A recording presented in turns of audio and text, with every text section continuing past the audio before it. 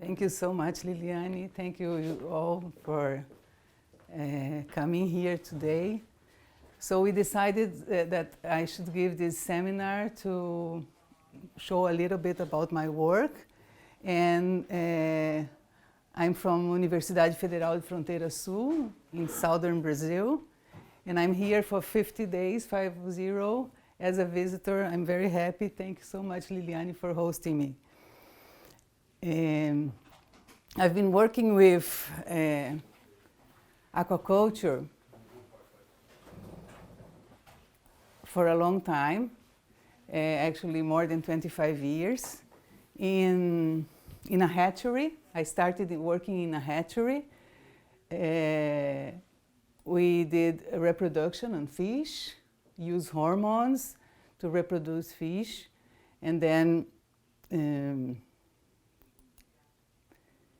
spawn fish and produce fingerlings, and then the larvae. We use normal food for the fish. And just a long time after that, I was starting questioning this conventional aquaculture produce methods. What is aquaculture? The production of aquatic organisms, okay? I always like to bring this difference between agriculture, because the similar word, agriculture, aquaculture, and fisheries, okay? We have very similar way of produce with agriculture, because we also cultivate, we produce, we manage. And we have in similar with fisheries, the organisms, aquatic organisms. So we don't have similar organisms as with agriculture, but we have similar organisms. And fisheries is extracture, is capture, it's not producing, okay? So I brought here some interesting figures about the production of world capture fisheries and aquaculture production. Since 1950, we can see that after 1990, the beginning of the 90s, fisheries start to establish and aquaculture start raising the production. In red, you can see the aquaculture production. Dark red and dark blue is marine, and light red and light blue is inland capture and produced in aquaculture. Inland, freshwater production, marine, saltwater production. So it's almost half and a half right now. And the consumption of fish, fish and other animals from this human consumption is about 50% coming from aquaculture right now. 50% of the fish consumption in the human, it's about 20 kilos per year, per capita, from each individual. I don't know how much you eat per year, per capita, of fish, but this is the mean average per capita. It's about 20 kilos per year. So here the world aquaculture production. What organisms are we talking about? We're talking about fish, we're talking about mollusks, mainly mussels and oysters, and crustaceans, mainly shrimps. Also we have aquatic plants, algae and the aquatic plants. 122 million tons were produced in 2020. It's comparing to poultry, we can compare to pig, and also cattle is around the same quantity, 122 million tons of conventional aquaculture. But how much of this aquaculture is organic? That's a surprising number that we have. Only less than 1% is organic. Only 300,000 tons of the aquaculture is organic produced. And we have difficulty collecting this data We have difficulty for the authorities members to send us this data, so it's really hard to understand how this organic sector works worldwide, aquaculture organic, differently from agriculture. That's more established, it's more easy to collect the data, and people know more about it. So this, you see we have no details about over 80% of the production, but mostly we produce on aquaculture fish, mostly salmon, and then mussels. In Europe, actually, mussels is the mostly produced aquaculture element. And in Latin America, shrimps, especially in Ecuador. So here is organic aquaculture production by continent. We see Asia, far beyond with 55%, then Europe and Latin America. China is the country that produces more, mostly fish, Ecuador with shrimp, Ireland with salmon, and then some other countries. Those are the 10 tops that produce organic aquaculture. So the regulations are still being, they were created already in some countries, in Brazil in 2011, and we have this definition what could be organic aquaculture, very similar to organic agriculture. Okay? The production system that seeks environmental, economical, and social sustainability through the protection and rational use of natural resources and the promotion of health and welfare of aquatic organisms. So that's the concept that is in the Brazilian regulation for organic aquaculture of 2011.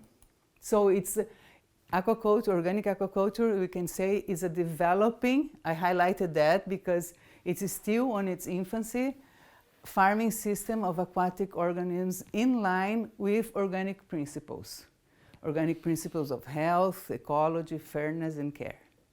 So almost the same concept of agriculture, but we have to fit with aquatic organisms. So it started also, we can say it started in Germany and Austria in the 90s with small production of carps, sell locally, and then in Ireland with salmon. And then regulations came in the UK in 1998. Then IFOAM, also this international umbrella for organic movements, have standards that are considered very broad and applicable all over the world. Many of the institutions use IFOAM standards of organic aquaculture as a baseline. So I brought here just an example of some requirements and restrictions. Aquatic organisms should receive organic feed. And I was saying I wasn't aware of that 25 years ago. Organic feed is that with ingredients came from organic origin, production, and guaranteed that they are free of any GMOs, anything not permitted in the organic system. Also, use of organic juveniles. So the hatcheries must be also convert to organic and produce organic juveniles, organic larvae, if it is for shrimp or for mussels or for fish. The use of inorganic fertilizers, pesticides, synthetic hormones, growth promoters, veterinary drugs, and GMOs are prohibited, like in agriculture, in organic aquaculture also. Some requirements. So in 2016, I was with this big question, why there are not a lot of organic production? Why is that happening? And I wanted to understand that better, so I sent a survey to 250 certification bodies. They are the ones that are in the field certifying the agriculture and the unit, the operators, and I got only 65 respondents, but it gives an idea and a panorama of the situation. 60% of these certified bodies have never certified organic aquaculture, only agriculture or agriculture. And 40%, and we can see in Europe is the most, where most operators have certified their farms. So I ask all the reason why should be this reason for not having organic aquaculture certified? And they answer that there is interest for the producer, but no technical information available. That was the answer that came more often. The difficult about technical information. How can we cultivate? What are the different feed we can use? Where to get juveniles? How to produce the juveniles? Also, no financial compensation about the value of organic was a reason for not having certified organic aquaculture. Also, that there is interest from the producers, but there are no regulations. Some countries don't have still regulations for organic aquaculture. That's the case of the US, no regulations for organic aquaculture until now. No interest from the producers, was a little less, and no interest from the consumers are also one of the things that they came up with the answer. If there is interest from the consumers or not. So there was also this project concerning about organic aquaculture in Europe, also also thinking about why are the reasons that, or what can we do to enhance organic aquaculture production. And there is, they come out with these outputs, a lot of other excellent outcomes, but especially I brought this to you so that the consumers don't understand much, or they are confused, they are unsure about the different labels. What is sustainable, what is trade fair, what is organic, especially with fish, and also organic fish between wild fish and farm fish. Is wild fish organic? Farm fish can be organic. What is that? Also the cost of prices, feed, juveniles, and the cost of certification was one of the gaps that they feel that should be solved to promote more organic aquaculture. Okay, by then I was all into organic and trying to understand more about organic. And in 2010, I started a new job in the south of Brazil, in this university, Universidade Federal da Fronteira Sul, as I told you, in Laranjeiras do Sul. It's close to Paraguay and Argentina. We are in the west part of Paraná, the state in the south of Brazil. And the reality of this university that was created as a demand from indigenous people, landless farmers around the region, was a different reality, a reality of communities. And we start working with them in projects, and this one is an umbrella project to establish a center of agroecology and organic production in this area. It's called CVT. And we faced a different reality of the organic production. So we also with this idea of approaching to agroecology. Agroecology is a broader concept than organic. It's more, it takes, have these 13 principles, and it's a lot about observing and the knowledge of the community, and have these social values and food traditional consider those values of the knowledge of the community, connectivity, synergies of the species, biodiversity. So the question is, can agroecology concept fit aquaculture? How can we deal with that? So an agroecologic approach will be considering, here we see the soil in the agroecological principles. Most of the things are around the soil health, but in our case, water is most important. So we should put this principle of also of water health, soil and water health. We should think about the aqua ecosystem, because all the animals live in this ecosystem, and it's very important, the stability of this ecosystem and the health of this ecosystem. All the integration also in the case of inland, of fish farming, the possibility of integrate with crops, with rice, we can manage this way. And focusing on polyculture. Not organic is a lot more on salmon, trout, shrimp, monoculture. But we think that agroecological approach should be focusing on polyculture. So one of our research was with a polyculture on-farm, a field experiment with 7 species.